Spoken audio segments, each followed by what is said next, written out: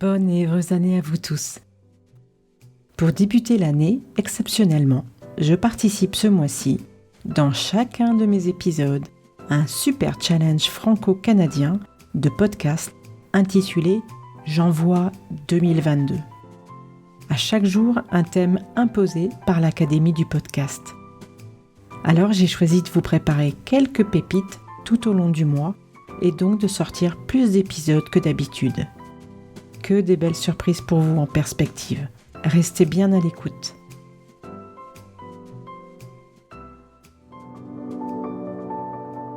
Bienvenue dans Sweet Papi Podcast. Accompagner nos proches vers la dépendance tout en se préservant est un engagement qui bouleverse une vie.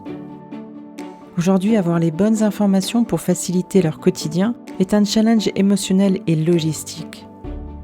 Heureusement, dans ce podcast, vous allez pouvoir compter sur des conseils pratiques, une information claire et du soutien. 2 fois par mois, vous allez découvrir d'attachantes histoires de famille, d'aidants, des témoignages de professionnels pour vous guider.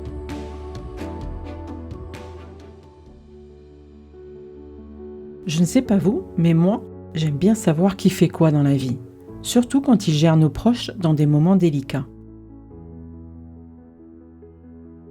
Comment les jeunes médecins sont-ils formés à la clientèle âgée ? Quelle approche de la dépendance reçoivent-ils ? Dans cet épisode, je vous propose donc de passer avec moi, derrière le rideau, dans le cabinet d'une jeune femme médecin, généraliste, spécialiste en rééducation fonctionnelle, formée également en gériatrie. C'est d'ailleurs en écoutant un épisode de son podcast que j'ai compris qu'Annelise avait tous les atouts pour nous répondre.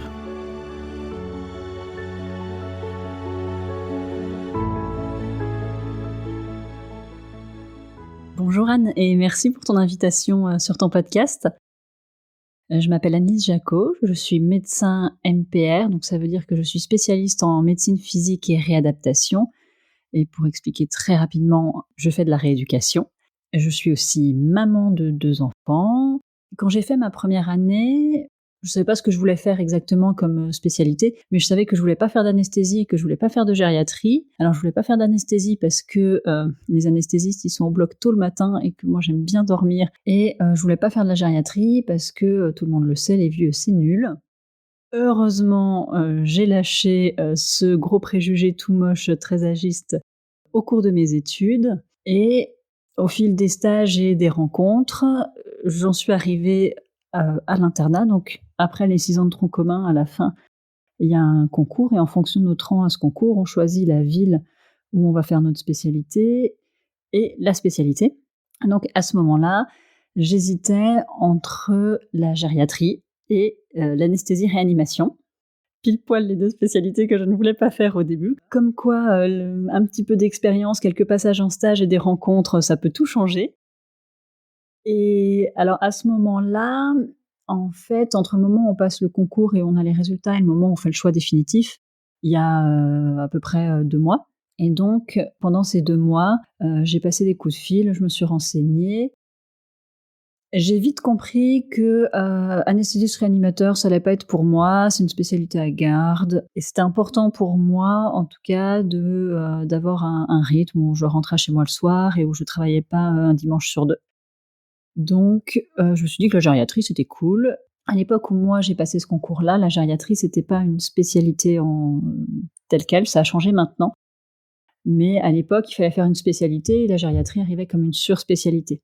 Et donc moi, je me suis dit, je ferai médecine générale et je ferai le diplôme de gériatrie. Et puis, à cette période-là, j'ai échangé quand même avec beaucoup de gens et il y a quelqu'un qui m'a dit, mais tu sais, si tu as d'autres spécialités, c'est peut-être pas plus mal parce que la médecine générale, chez les vieux médecins, elle a encore cette réputation d'être un peu une sous-spécialité.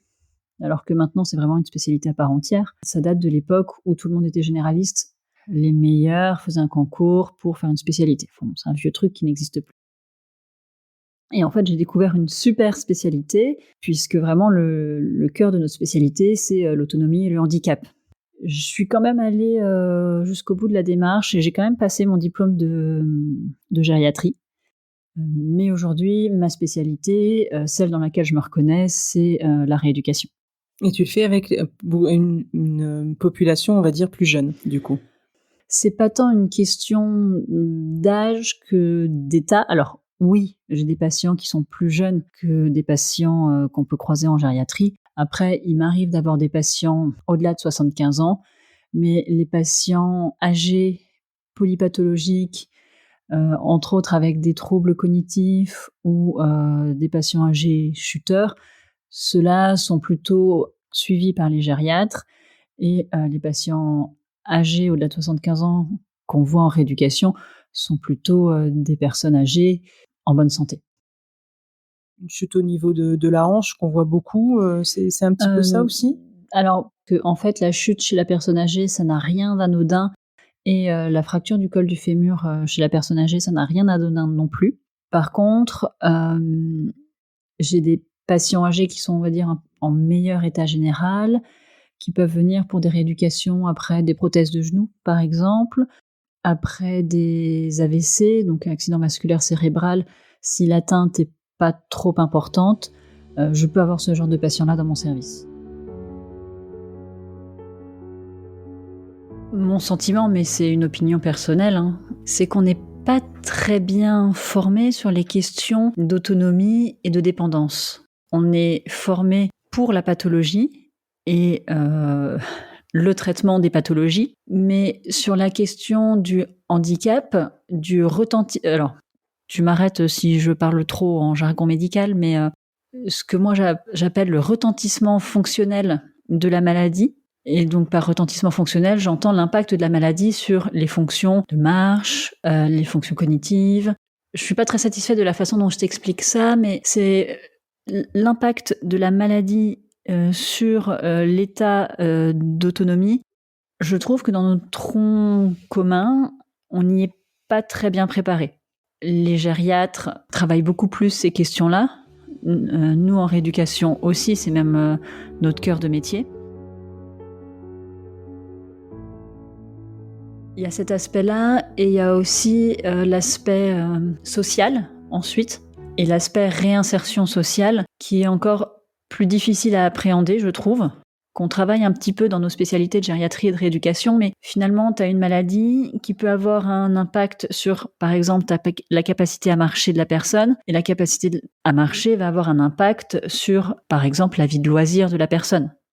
Ça, moi, c'est des choses que j'ai vraiment eu l'impression d'apprendre à travailler, donc pendant mon internat, donc pendant la partie de spécialisation de ma formation. Après, pendant le tronc commun, moi j'ai fait un stage en gériatrie, donc dans un service de SSR, donc de soins de suite et de réadaptation.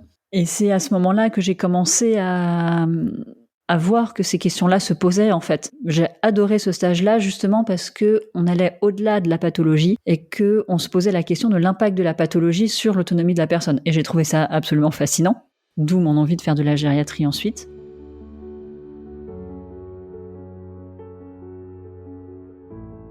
Mais clairement, notre cœur de métier, c'est pas ça. Notre cœur de métier, c'est les maladies, le diagnostic et le traitement, en fait.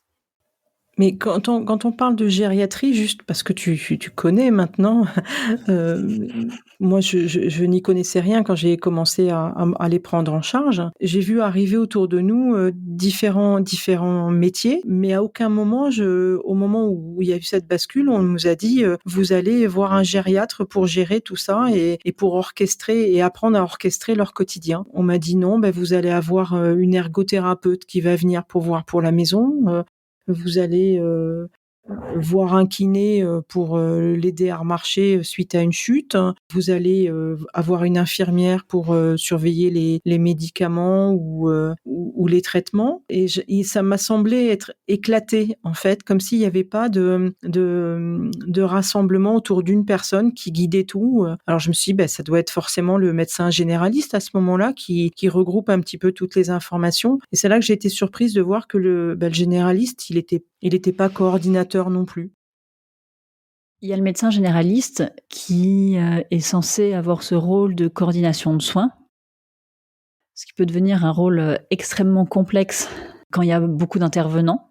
Il y a le gériatre qui est vraiment le spécialiste de la personne âgée, polypathologique, dépendante. Et en plus, il existe des services médico-sociaux avec des équipes pluridisciplinaires qui peuvent intervenir. Et finalement, à l'hôpital, c'est plus simple parce que tu as tout le monde au même endroit pour le temps de l'hospitalisation. À domicile, forcément, ça devient plus compliqué puisque y a la personne qui est chez elle et il y a éventuellement des intervenants qui viennent, qui sont pas là très longtemps. Et forcément, la communication entre les différents intervenants, elle est plus compliquée. Et je peux imaginer qu'une famille puisse se retrouver un petit peu perdue au milieu de tout ça, parce que même s'il y a des choses qui se passent entre les professionnels, en fait, la famille ne le voit pas. Alors qu'à l'hôpital, finalement, on voit bien que la personne, elle est à l'hôpital, qu'il y a toute une équipe, tout un tas de blouses blanches dans les couloirs. On ne sait pas trop d'ailleurs qui est qui, mais on voit qu'il y a du monde et c'est plus centralisé à l'hôpital. Alors qu'à domicile, les interventions sont multiples, les intervenants sont géographiquement présents, souvent pas ensemble et pas au même moment de la journée. Donc forcément... Quand tu as la famille à l'hôpital, tu relâches du coup ton rôle de coordinateur. Parce que de toutes les manières, on ne te laisse pas rentrer dans l'hôpital et guider forcément les médecins par rapport aux patients. Donc, moi, je me suis sentie assez soulagée quand ils ont été hospitalisés parce que je transmettais mon rôle de coordinatrice du domicile, je le transmettais sur l'équipe de gériatrie, effectivement. Après, il y a des services qui interviennent à domicile qui peuvent parfois être des relais et des soutiens, mais même moi qui suis un petit peu dans le milieu des fois, c'est un peu compliqué de savoir les trouver, les identifier, comprendre le mode de fonctionnement. Et donc, je peux entendre que pour une famille, ça soit compliqué aussi d'avoir accès à ces informations-là, surtout qu'en plus, du côté des familles, il y a une charge émotionnelle qui doit rendre en plus les choses plus difficiles.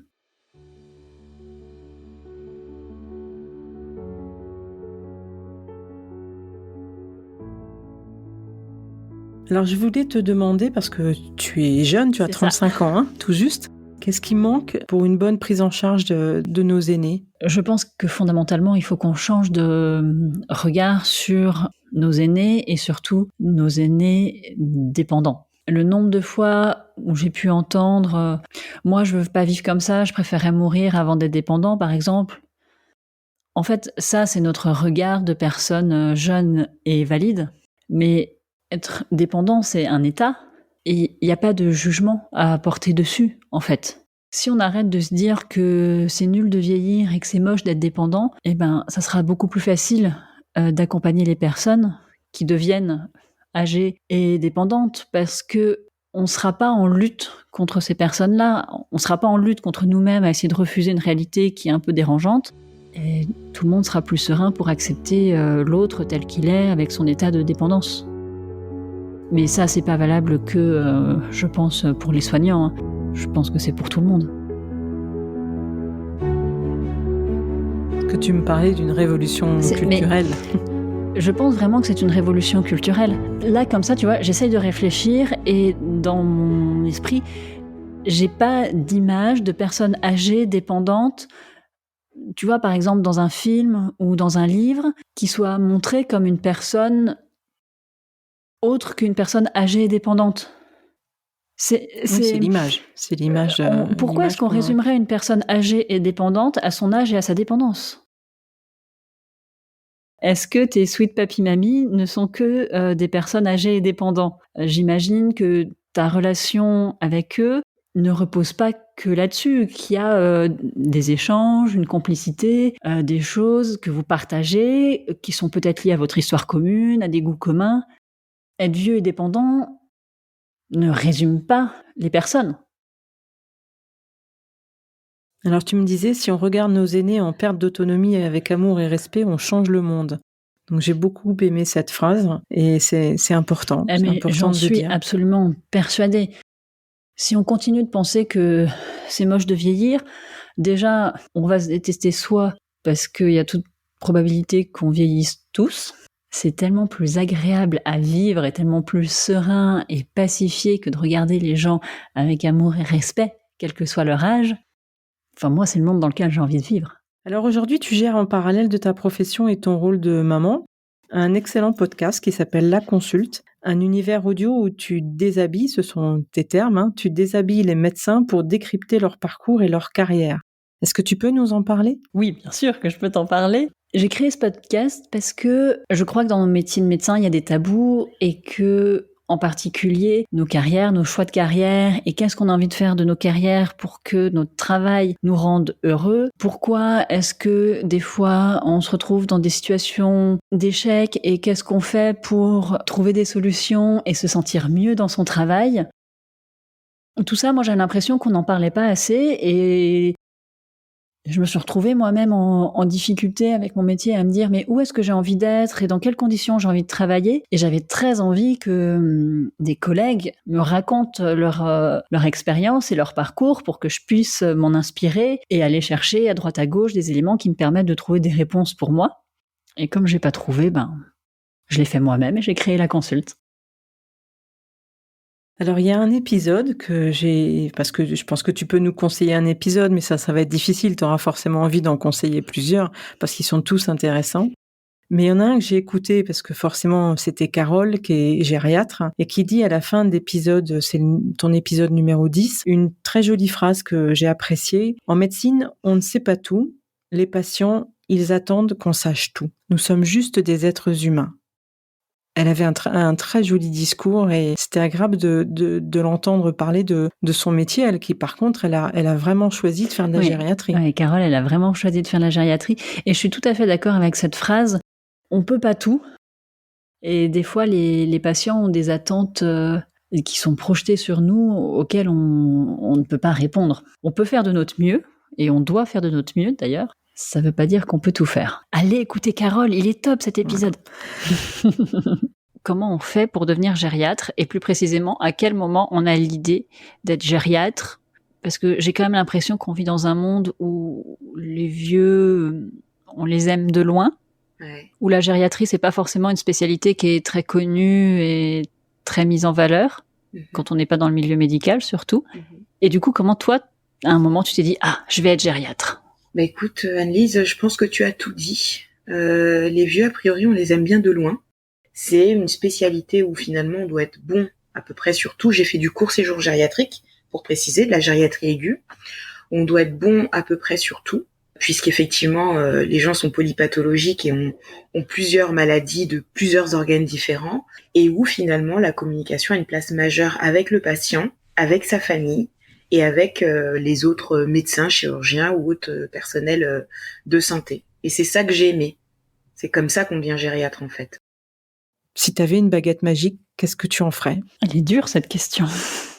Si j'avais une baguette magique, je ferais la révolution culturelle dont je t'ai parlé. Je mettrais des lunettes roses à tout le monde pour qu'on regarde tous nos congénères humains avec les yeux de l'amour et du respect. Je ferais en sorte que les enfants dorment tous 12 heures par nuit, et les parents aussi. Je créerais une fontaine à chocolat chez moi. Je ferais tout ça. Voilà, c'était important d'entendre ta voix et j'espère que ça t'a plu de faire cette interview avec moi.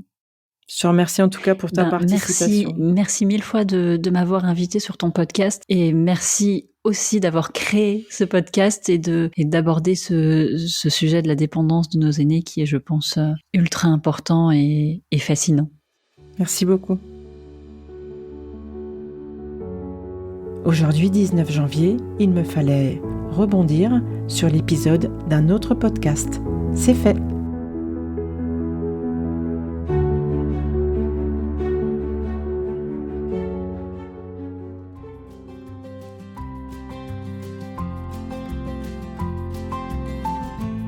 Encore merci d'avoir suivi cette discussion intime et ce partage. Si les thématiques abordées vous intéressent, retrouvez Sweet Papy Podcast sur Insta ou Facebook. Je me ferai un plaisir d'en discuter avec vous et de vous interviewer, pourquoi pas. Pensez aussi à noter 5 étoiles sur Apple Podcast, abonnez-vous et partagez ce joli balado avec vos amis. À très bientôt.